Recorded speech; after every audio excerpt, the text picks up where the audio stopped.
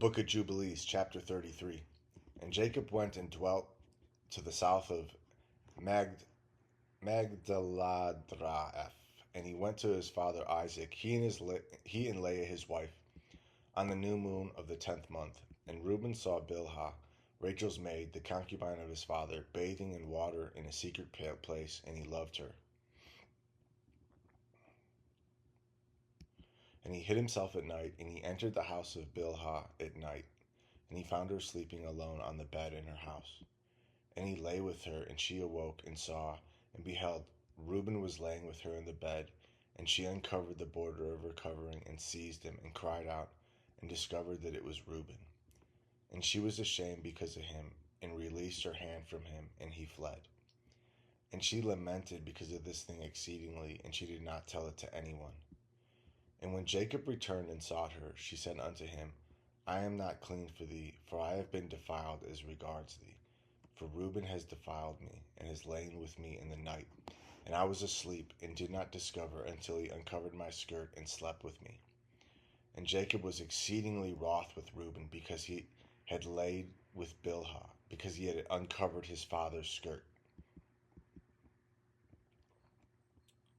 And Jacob did not approach her again, because Reuben had defiled her.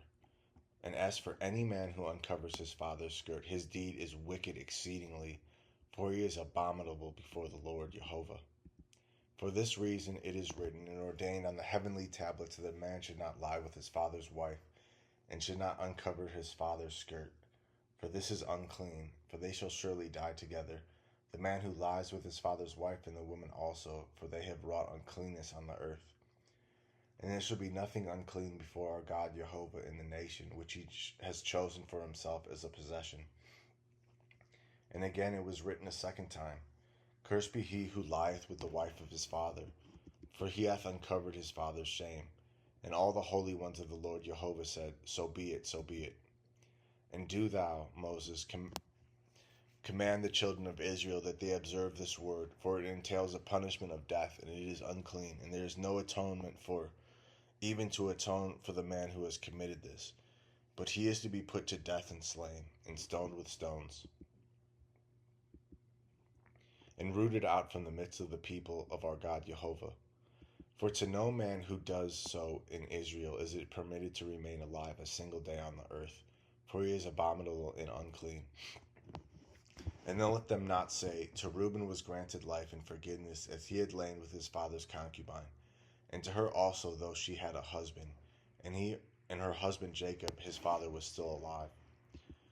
For until that time there had not been revealed the ordinance and judgment and law in its completeness for all. But in thy days it has been revealed as a law of season and of days, and an everlasting law for the everlasting generations.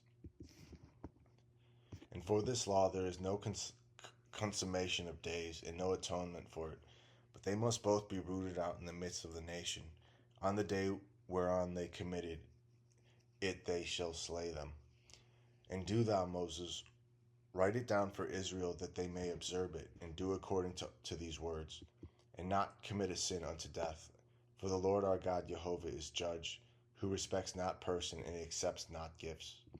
And tell them these words of the covenant, that they may hear and observe, and be on their guard with respect to them, and not be destroyed and rooted out of the land. For an uncleanness and an abomination and a contamination and a pollution are all they who commit it on the earth before our God. And there is no greater sin than the fornication which they commit on earth.